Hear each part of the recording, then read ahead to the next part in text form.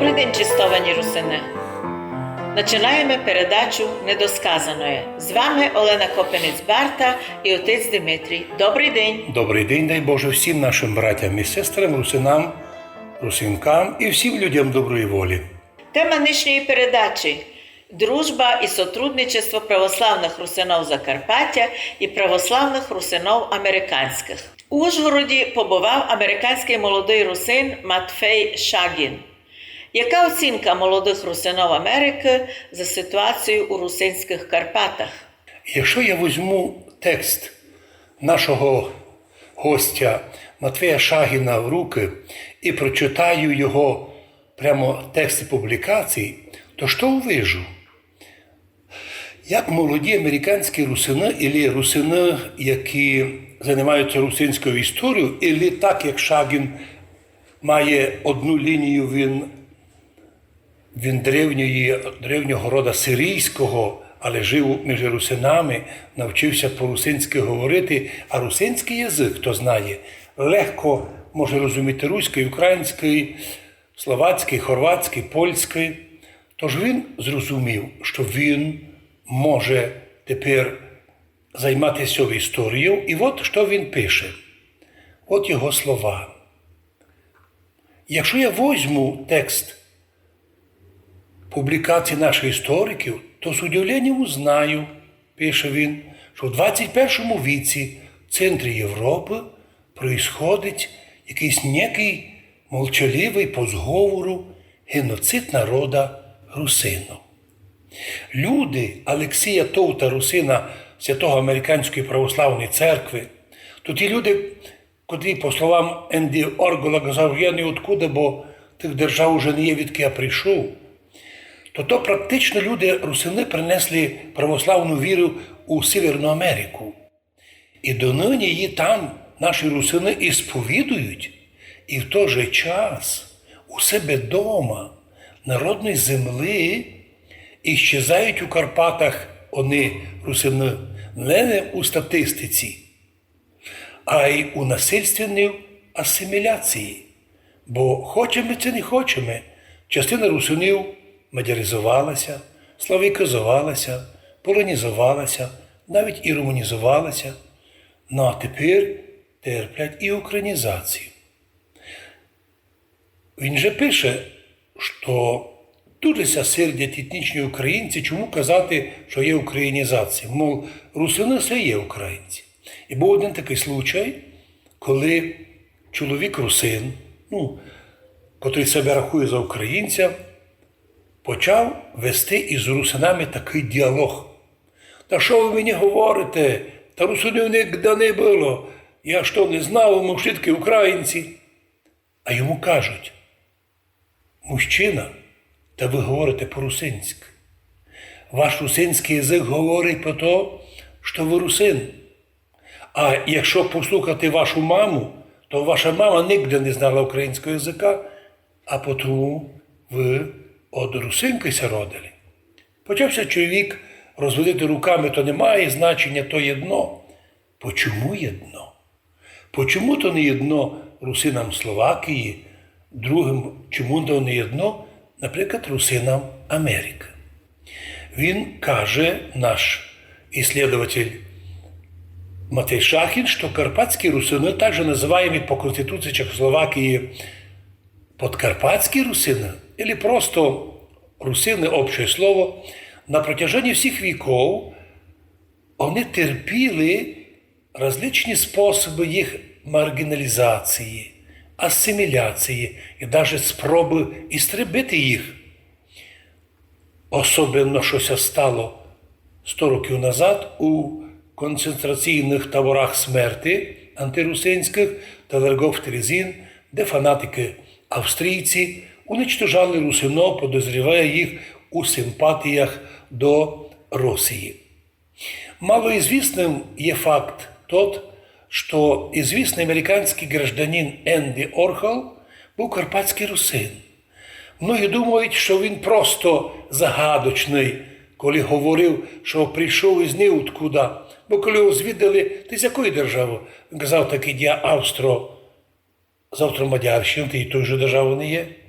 Якщо я пишу із Чехії або з Польщі, то ні одна з цих держав не відповідає тому, що є.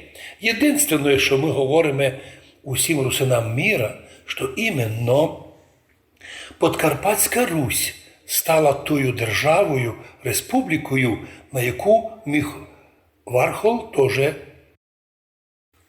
посилатися, сказавши, що я із тої землі, де тепер наші русини зреалізували право на самоопределення, сформували свою національну республіку Подкарпатська Русь у составі Чехословакії, і тепер вони вже в собі уособлюють державність русину.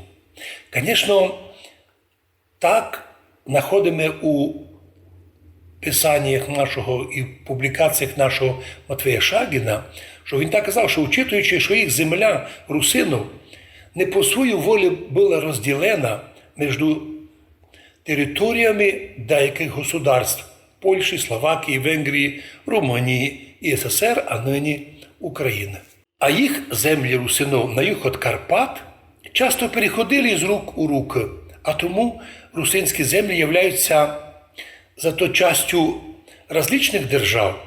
Но так се стало і больно нам, що у всіх цих державах происходить іменно асиміляція. Но в деяких случаях асиміляція природня. Наприклад, в Словакії, в Польщі наші русини не мають кирилиці. А тому, переходя на латинику, вони вже забувають подлинні наші тексти, і тим самим вони вже забувають національність, культуру, уже язик у них легко забувається.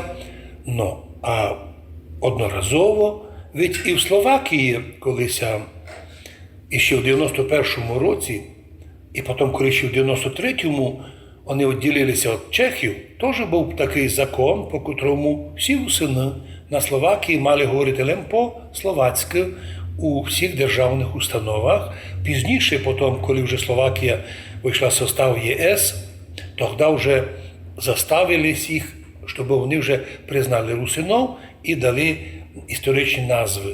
Но, що касається, коли попав у Совєтський Союз, ті русини найбільше пострадали, бо тут автоматично вони стали лише українці, і русинські школи, 600 русинських школ стали українські, скоріше радянсько-українські, де нас, дітей русинов, в тому числі я прийшов в ту школу, вже учили на українській мові. Сама українська мова не є загрозлива для русинського язика. І русський язик, і словацький ні один не є. Но загрозливе то, якщо дітям об'ясняти, що рідна мова ваша не русинська, а словацька, не русинська, а українська, не русинська, а мадярська. Тому важливо нам розуміти, що по словам Матвія Шагіна, їм легше видіти в Америці, що відбувається тут. Як треба допомогти цим нашим русинам, щоб їм сказати, не бійтеся ви називатися русинами, но оберігай єдинство держави, не совершай якісь акти насилля або заклики до якогось необдуманого сепаратизму, або другое, все остальное. Ніколи не забувайте. Кстати, ми теж ту фразу кажемо, що і Матвій, і другі русини, що согласно міжнародного правила, або прав, востребоване право має бути відкритим. А от невостребоване право не є нарушеним правом. Якщо ти не потребував пенсію, а тобі її не дали, так ти і не маєш порушень. Якщо ти потребував, щоб признати бути русином, а відказують тобі, тут грубейше порушення міжнародного законодавства, у даному випадку в Словакії, в Мадярах, або в Україні українського законодавства. Що нам приємно в общенні з молодими американськими русинами? Вони не пережили тої низості, переслідування, униження, оскорблення, які пережили точно так же русини і в Словакії, точно так же і в Мадярах, і на Польщі, де пальцем указували, і що? Каже мені один русин на Словакії, так нам зробила ту власть такое, що ізучати русинський язик, так не буде востребовано, як ізучати китайський. Но то же саме і ми кажемо, як важливо було б, щоб русини Закарпаття, вивчаючи українську мову як державну, легенько, свободно знали б граматику у русинського язика, літературу русинську, і тим самим би восповнили, доповнили, обогатили загальноукраїнський простор. Но, уви, за 30 років в Україні не знайшлося мудрих людей, які б думали за державу. Видимо результатом, що сьогодні із розвитої європейської держави, високими технологіями і промишленістю, нині Україна – одна з бідніших держав світу. Но бідність держави деколи не буває катастрофічна, якщо в самій державі то ті власті, які поробили біду, ще нарушують права національних меншин. Ми дуже радуємося нашим американським русинам, що вони з нами общаються, ізредка приходять, споминаю велику делегацію, митрополіт Карпаторусинської митрополії з Америки привіз сюди майже 2 автобуси русинов, молоді, там були і старші. Мені було приємно бачити наших людей, пообщатися. І тепер ми взаємно, ми за них, вони за нас моляться, щоб і в Америці Бог їм дав добре розвиватися і мати кусок хліба, і ми в Україні би мали кусок хліба, і щоб нас ніхто той не переслідував за те, що ми на своїй землі, на своєму обостю. Хочемо назватися так, як наша мамка назвала, тим більше, що все то дозволено і предписано по закону. І ще один момент читаємо в американських молодих русинов. Почому у всіх державах Україна, Словакія, Польща, Венгрія і Румунія власті забувають, що не самі русини мають випрашувати свої права. Предписується хартіями європейськими, власті самі мають єдину зустріч і предлагати всі умови, всі права, які мають мати люди, русини у державі. На жаль, і в нашій державі чиновники считають, що вони не тільки не обов'язані, а ще й перезванюють у спецслужбу, ж займіться русинами. Припишіть їм деякий злочин, аби перестали просити русинське право. Тому що поки права не є, то не є, каже Сталін, народа не є проблем. Ну, русини є і сильно нам підтримують нас американські, особливо молоді русини. Матвей Шагін у його статті «За Закарпаття, Карпатську Русь» упоминає з великим болем за перший концентраційний лагерь смерти в Європі. Що він новое написав за трагедію русинського народу від рук тоталітарної Австрії у час Першої мирової війни? Перві концентраційні лагеря смерти антирусинські в Європі були австрійські.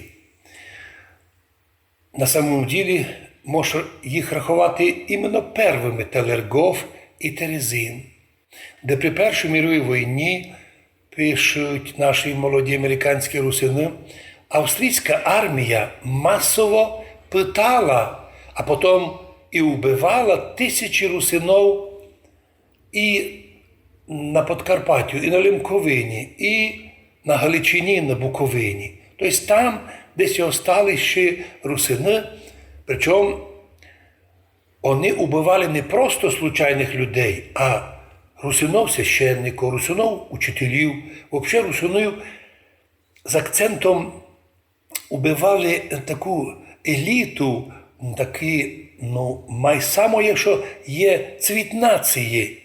Но фанатики австрійці робили свою роботу, і про це нині ніхто не хоче споминати.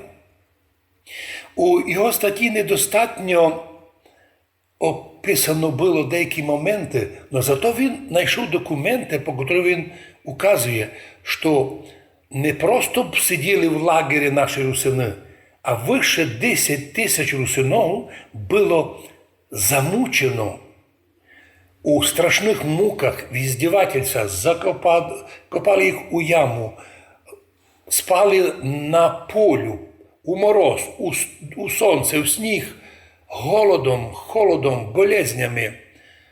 Ті, котримся вдало вийти з того концлагеря, вийшли настільки потрепані і згублені, що в скорому часі умирали і дома. Є у Львові кладбище, на котрому є пам'ятник тим русинам, котрі пострадали від фанатизму австрійського. Но, к сожалению, кроме 2-3 русинів у Львові і наших русинів на то кладбище і до того пам'ятника ніхто не приходить. Тим більше, що ще було придумано істориками, що у концлагерях Талергоф і Терезин мучили не русинів, а українців. Хоча достоверно пишуть американські русини, що хто в концлагері у Талергофі назвав себе українцем, його випускали вон із лагеря зразу. Разу звільняли. Пишуть молоді американські русини, що їхні статті писані в надежді на то, що вони поможуть возвисити освідомленість о Карпатській Руси, про карпатський русинський народ, а також об'яснити, чому їх історія должна мати велике значення для американських православних християн, для людей, котрі вже переселилися з цієї землі. Бо, согласно історії православної церкви, тільки в Америці осознають, що американці або другі – це русини, котрі пострадали сотнями за віру, а в Америку пішли, принесли православ'я і построїли сотні церквей. І нині фактично буквально всі знають, русини у Америці заложили фундамент православної автономної американської церкви. І за те, що ми признаємо нині як велику часть американських православних людей іменно возродили наші русини, то нам велика честь нині також підтримувати православ'я і в Україні, іменно канонічне православ'я. Бо ми не знаємо нічим юридично і логічно не можемо об'яснити, коли влада займається церквами, коли то питання у нас Конституція церкву від держави відділила. А вдруг влада то сперва уніатів підтримувала, коли захвачували православні храми, то тепер підтримує ПЦУ і навіть фінансують ПЦУ. В Ужгороді недавно зібралися багаті люди, котрі прийшли на начало стройки нового храму ПЦУ. І там були високопосадовці. А яке діло, вони мають туди піти, а не туди. Вони мають бути нейтральні до всіх. Як видимо, іменно американські русини то замітили і сказали не к честі есе, або наоборот. Все-таки чиновники всього світа побаюються великої церкви і єдинства церкви. Їм треба не тільки простих людей ділити, але й церковних ділити і властвувати по тому принципу древньому, злочинному розділяй і властвуй. Благодарність американським русинам, що вони нам іменно такі думки дають, але завжди вони, американські русини, ніколи не спонукали нас, русинів, на якісь заклики або щось робити. Вони великолепно свідчать, що наскільки русини дипломатично ведуть себе, що основали в'єдно з українцями нову державу, і лише у ній, не в Мадярах, не в Росії, не в Америці, а тут просять собі добрі нормальні умови самоуправління, щоб уєдно держати єдинство церкви, єдинство держави. 11 октября 1938 года в цей день у русинській історії була образована у счет результатів виборів перша автономна влада Подкарпатської Руси під руководством Андрія Бродія. Чому йому Прага не дала довго управляти Республікою Подкарпатська Русь? 11-го на днях тот юбілей ми споминаємо з одного боку з радостю, бо впервые була вибрана влада Подкарпатської Руси, така авторитетна влада, патріотична влада во главі первим прем'єр-міністром Андрієм Бродієм. Напоминаємо, хто не знає, що Августин Волошин був другий прем'єр-міністр, котрого назначила Прага вже після Андрія Бродія. Но коли був він назначений, то уже перші 15 днів Андрій Бродів і його команда напоминали словакам і чехам, ну тоді в'єдно з чехословакам, що не виконані умови договора з Масариком про те, що на Подкарпатську Русь, або в состав Карпатської Руси, вийдуть усі історичні і етнічні русинські землі, в тому числі і Пряшівська Русь, аж до Старої Любовні. Однак, коли ми вийшли в состав Чехословакії, то Чехословаки і Прага рішили одорвати Пряшівську Русь від Подкарпатської, бо їм явно не хватало голосів і народа, числа народа, чехословаків перед лицем мільйонів німців. Ведь Масарик, коли це розвалила Австро-Венгрія, то була земля вроді би нечия, нахватав землі, захватив німецькі Судети і Южні. Тамся оказали мільйони німців, і в составі Чехословакії їм Прага не спішила давати права. Точно так, як і Прага не спішила давати права і русинам. Це був дійсно такий образ будущої совєтської власти. Так, як робила безобразія чеська влада над русинами, потім так повела себе ганебно совєтська українська власть, уви, з таким же неуваженням относится до нас и нынешняя. Но это уже отдельный вопрос. За 15 днів першої роботи цього правительства були підняті вопроси. Пряшівщина має бути в составі Подкарпатської Руси. Любі села, де етнічно є більше, ніж половина села русини, має бути русинським. І навіть у остальних селах чехословацьких, де русини живуть, вони мають право називатися русинами і свою кирилицю і кириличні назви сохранити. Обіцялося Прагу, но не зробилося. І от тут уже у октябреві місяці происходять события, котрі навредили усинам дуже сильно. Річ йде про Мюнхенський зговор і про Віденський арбітраж.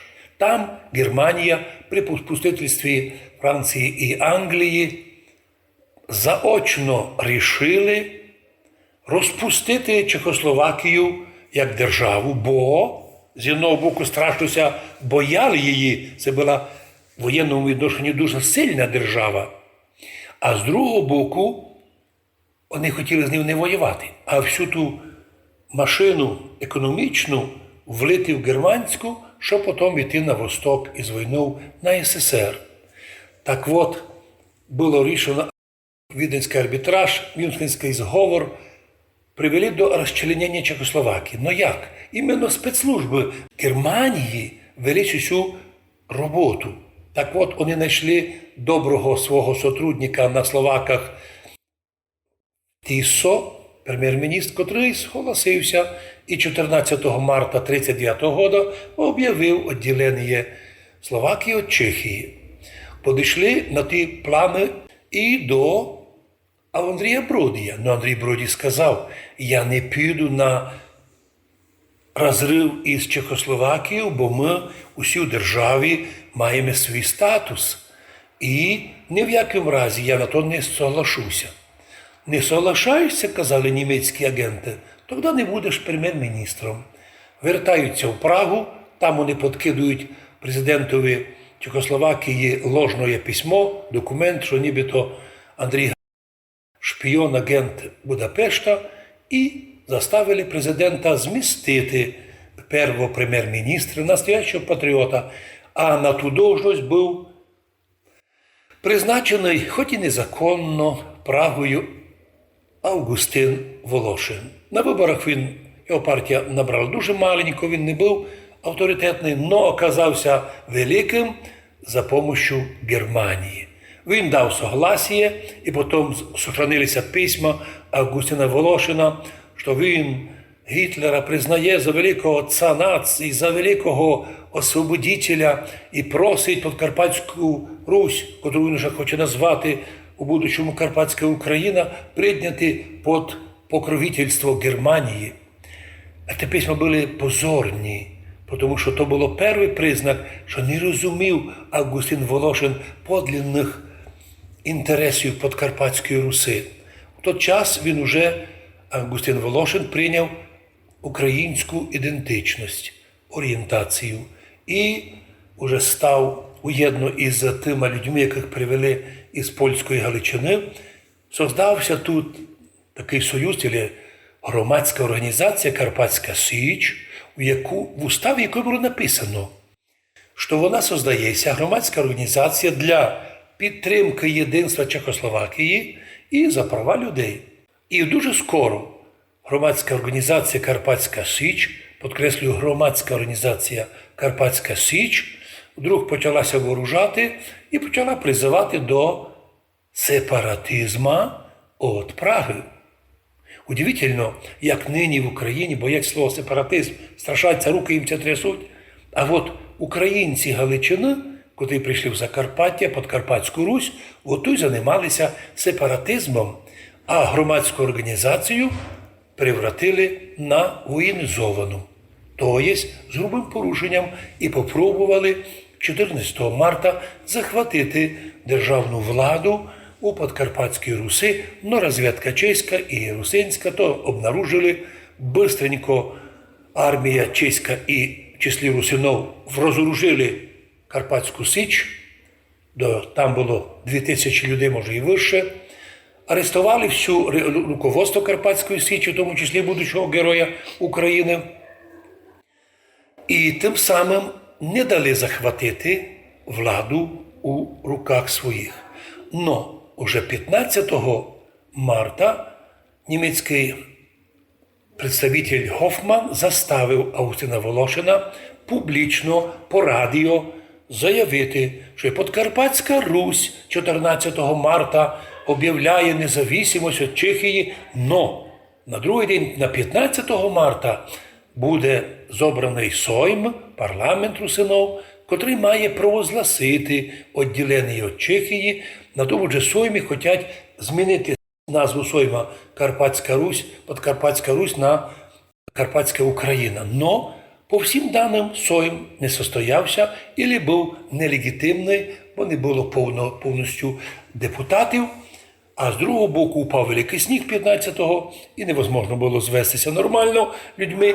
А потому Августин Волошин, возможно, увидя, що не виходить, забирає державні гроші, грузить всі гроші в машину і від'їжджає на Румунію.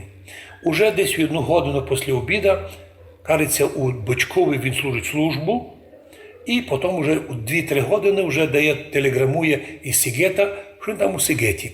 Якщо б залишився першим прем'єр-міністром Андрій Броді і добив бися від'єднання Пряшівської, тої частини, яку вже ліпили до Чехії, до Подкарпатської Руси, представте собі, як би ми сьогодні красно вигляділи.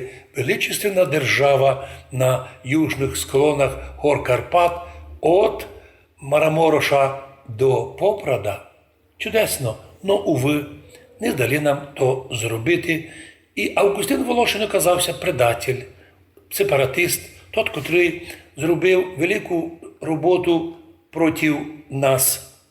І ми вважаємо, що так би і добре було, аби ми бачили, як важливо в історії мати добрих руководителів, не просто случайних, котрі виграли вибори, а щоб йшли до ті, котрі дійсно патріоти свого краю. Значить, правда то, що через 7 років, як казав Андрій Броді, чехи нас передали Сталіну? Так, Андрій Броді предвидів то, що якщо виявиться, що чехи не дадуть вернутися Пряшівській Руси в состав Подкарпатської Руси, якщо вони будуть і далі ламати права русинів, пряшівських, подкарпато-руських, і навіть німці терпіли правонарушення, то дійсно він оказався прав, бо через 7 років, в 1945 році, 29 юня, чехи передали нас у Совєтський Союз. Так передали, як ферму із людьми, із землею. Уви, тот договор написано було так. 29 июня 1945 года, что приєднується до СССР, Закарпатська Україна, придумав Сталін таке слово, по Конституції Чехословакії Подкарпатська Русь, яка по условиям Сен-Жерменського мирного договору 19 року вийшла свободно в состав Чехословакії на правах повної найширшої автономії. Вот що приєднувалося до СССР. Юристи суміли, виділи, що вже давить Москва їх, але вони суміли вписати в той договор, ким представляють себе русини. Просто територія, або державність Подкарпатська Русь з територією, де вже діє Конституція, де вже діє свої права, своє правительство, свій парламент. І так би ліпше було, коли тот договор вступив у силу. Но він був ратифікований обома сторонами. Но коли мав вступити в силу у кінці января або на першому числі февраля 46-го года, то юристи радянської України підказали Сталінові, що не треба би, щоб Подкарпатська Русь оказалася в составі СССР як республіка. Давайте ми зробимо з неї обикновенну адміністративну область радянської України і об'явимо і американцям, і англічанам, що це споконвічна українська територія, ну а русини, звісно, споконвічні українці. От з того часу і радянська наука почала доказувати, як і українські і російські комуністи, що русини – це українці. Пішли геть уже комуністи, ще не є большевиків, а в Україні знову русини – це українці. Якщо хтось з русинів хотів би бути українцем, ну нема проблем. Але якщо 800 тисяч людей чувствують себе язиком, культуру і духом, образом життя, віру русинами, то яку треба велику совєтську машину пропаганди, щоб давити почти мільйон людей, заставляти їх ви русини по-українці. Як уже нині треба платити за мільйони, мільярди, навірно, гривень пропагандистську машину, щоб сотні журналістів і таких вуличних пройдохів йшли по вулицям і били людям голову, ви не русини. Я розумію тепер боль Андрія Бродія. Він це все предвидів, бо якщо б і в Чехії ми добилися повних прав, чехи б не сміли з нами робити хоч що. Якщо б у радянській Україні або в Совєтському Союзі нас приєднали, як просив наш святий Олексій, ісповідник Карпаторуський, тоді делегація його була в Москві, щоб нам определили віддільну Карпаторуську республіку, бо ми не українці, ми русини. Це документи, ми цитуємо документи, але вже одна цитація цих документів вкидає у гнів многих патріотів, вони дзвонять в спецслужби, закрийте їм рот, закривайте їх газети, не дайте їм говорити. Прийшли до нас американські русини, і ми почувствували. Треба бути добрими громадянами своєї держави, але щоб податися кожної очередної влади, котра страхом набиває людей, щоб ніхто не смів протестувати або слово казати, не сміємо. Що би не було, там, де можеш соглашатися, можеш уступити. Но у вопросі національності і релігії ніякого не може бути соглашательства. І так президент Гаха незаконно змістив Андрія Бродія. Так все стало, що ми не по своїй волі оказалися у совєтській Україні. Но тепер так би нам було хотілося, щоб ми нині считалися тут людьми, котрі друзі своєї держави, котрі голосували за цю державу, котрі обладають правами. Да, ми осознаємо, що вже за останні 7 років розвалена судова система і вже в суді ніч не знайдеш. Але время іде. Хтось був ескімос, а хтось став португалець, Хтось був русин, став українець, або став мадяр, або став словак. Нині в Словакії мінімум 300 тисяч русинов словакізувалися. Що нам робити? Правда, вони чесно на переписі пишуть національно словак, але материнський язик русинський. Як би нам треба таки теж перепис зробити і в нас в Україні, в Закарпатті, щоб на Закарпаттю предложити. Ти твоя національність, наприклад, ти русин, но якщо ти русин і русинський язик маєш, значить маєш право записатися. Або хтось записав українцям, набувши русин. Так написати материнський язик русинський. Ми віримо, що таке можливо, бо на то не треба великі гроші, не треба великі плани. Законодавство нам то допомагає, але головне друге. Ми живемо в такий час, коли людей неугодних просто забирають із пуття, і це дуже поганий, от така погана ознака, бо таке сообщество, де не є суда, держава, де розрушена судова система, вона перестає бути державою у повному смислі. От чому ми, русини Закарпаття, історичні Подкарпатської Руси, добрі, вірні, надійні громадяни незалежної України. Но з усім соглашаємося. І з тою бідністю тепер терпимо з усіма українцями тої крайньої бідності. Но не можемо ні по диким видам согласитися, щоб змінити національність, або, що ще в Україні якісь там неуки предлагають латинізацію української мови. Як то щось хоче, пожалуйста, ми русини. І підтвердили на американські русини. Вони в Америці красно держаться кирилиці. Як не було приємно, коли молодий американський русин, або американець, який між русинами воспитався і пише русинську історію, вдруг бере в руки в церкві в час служби наш церковний апостол на церковно-слов'янському язикові, тобто язикові Кирила Мефодія тисячолітньому, і свободно читає американець або громадянин Америки. От чому і ми видимо, що нам треба робити, добре розказувати про нашу історію, язик, культуру, про богослуження і про канонічне православ'я, яке сохранило нас в рамках Австро-Венгрії, Венгрії, Чехословакії. В Совєтському Союзі ми вижили благодаря, навірно, найбільше церкви. І тепер ми виживаємо благодаря канонічній церкві і єдинству з нею. Наші опоненти увиділи, що церква нам допомагає, і вирішили церкву ділити і бити. Тут ж ми не соглашаємося, будемо захищатися, тому що кожен чоловік має право назватися такою національністю, якою назвала його рідна мама. І язик материнський, русинський наш, це не просто якесь язичіє, придумане далеко не умними людьми, а повноцінний живий язик. А раз так, то до нього має бути відношення уважительне українських чиновників. Вони склонятися мають перед величеством русинського древнього язика і древньої нашої культури. Ми желаємо американським русинам мира і благословення.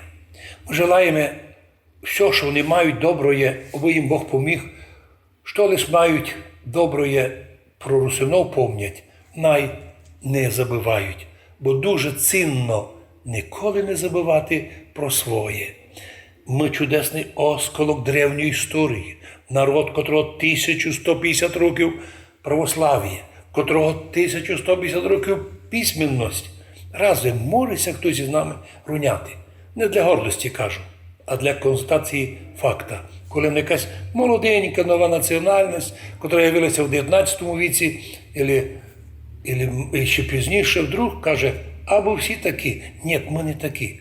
Ми не ліпші, але ми іншаки, або по-українськи інакші. Най Бог благословить усіх наших братів русинов в Америці і вдома, а нашу державу най Бог благословить добрими, мудрими, законовиконавчими чиновниками, церкву нашу най Бог береже в єдинстві, Ну а всім людям і нашим глядачам мира, многое і благая літа. Будьте здорові! Чому Австрія до нинішнього дня відказується признати за собою геноцид русинов?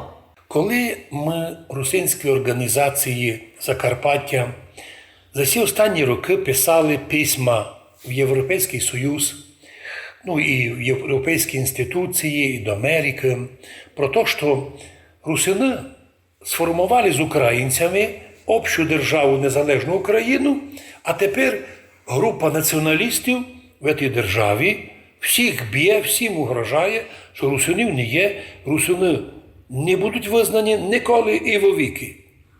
Ми писали письма до Європи, пізніше в ЄС, в Європейський Союз, і от одного разу у нас прийшли журналісти із Австрії. Ну, це були непрості журналісти.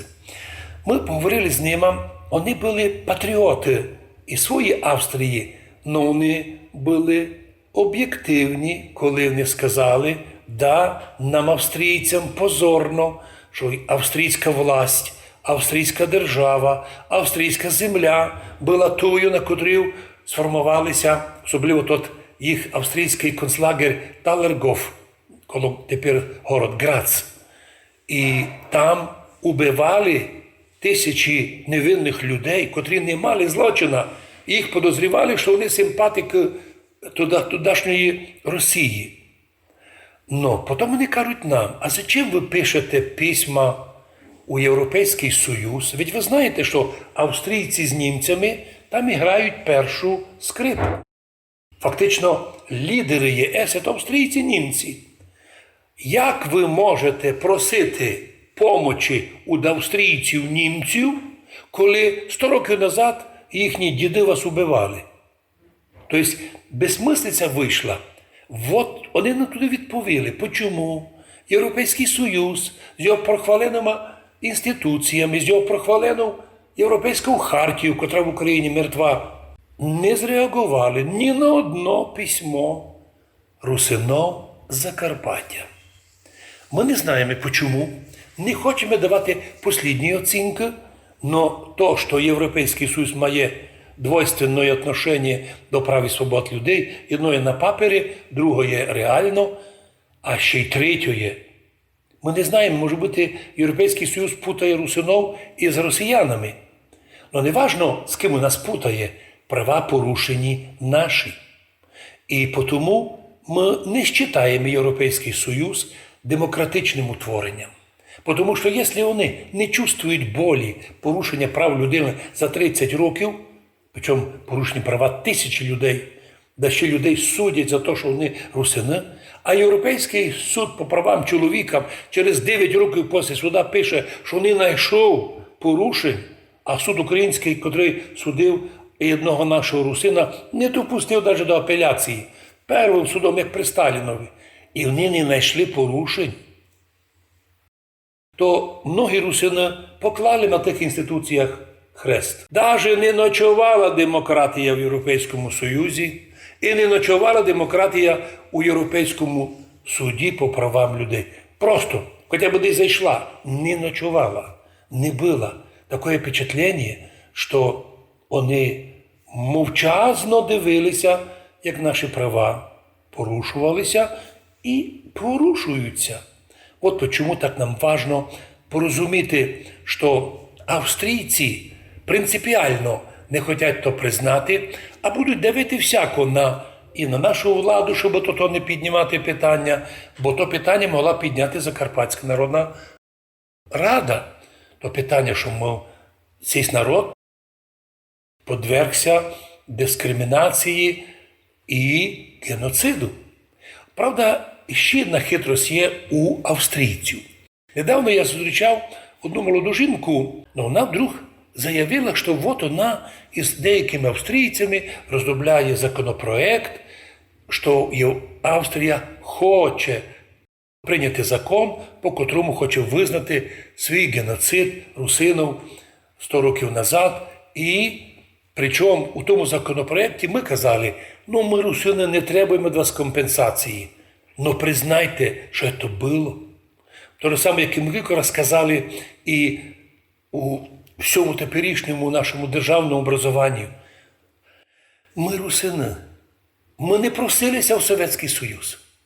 Но если мы уже тут, и после развала СССР мы сформовали нову державу, то есть это держава не українців лиш, а й русинов, то як ви смієте русинов признавати незаконним у цій державі, а ще нам клеїти, що ми не русини, а хто не хоче, да ще й сепаратист, а ще й більше тепер виділи спецслужби, що тяжко тягати по судам за сепаратизм, бо сама стаття така примітивна, хуже, ніж була совєтська. Та придумали, а що нам тягати? Давайте будемо ліпити людям ізмену родині. Не нравишся – на взгляд. Все.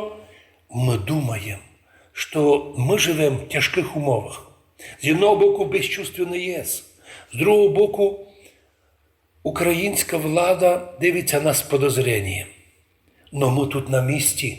Видить і обласна рада, і адміністрація, то й ніколи не було сепаратизму. І нічого нам клеїти ярлики. Ми завжди говорили, ми будемо пофамільно записувати всіх журналістів і всіх тих агентів спецслужб, котрі публічно заявляли про сепаратизм русинів у Закарпатті. А потім будуть відповідати на суді, з чого взяли. Коли судили мене, то знаєте, які були свідки проти мене? Приходили націоналісти уличні і казали, ми читали в інтернеті, що він сепаратист. Судове було цього достатньо. Ну що ж, це чистий маразм. Однак нас це не вибило з колії. Ми не сердимося на суди і на лічність суддів, тому що там заставили, що зробити. Ми нашу ціль видимо другу. Всі в державі при можливості бути визнаними. І, якщо нам удасться, то більш тісно, уєдно з українцями, формувати державу. Будемо бачити, як будуть розвиватися события, но подозреваємо, що Австрія не хоче признати за собою злочин. Тому що вже і Германія за то пострадала і несе убитки, а Австрія, як такий маленький придаток южний, не хочеться заганьбити, бо тепер у Австрії така свобода. Там, в кантонах, кожне село має свободу. Но ми хотіли в Україні теж мати більші самоправні права. І проголосували ми.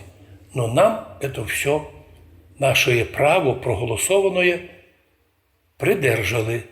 А потому і нині би не пізно, якщо б ЄС знайшла в собі тільки ганьби, за бездіяльність свою, сказала би, ну давайте, визнаємо тут народ.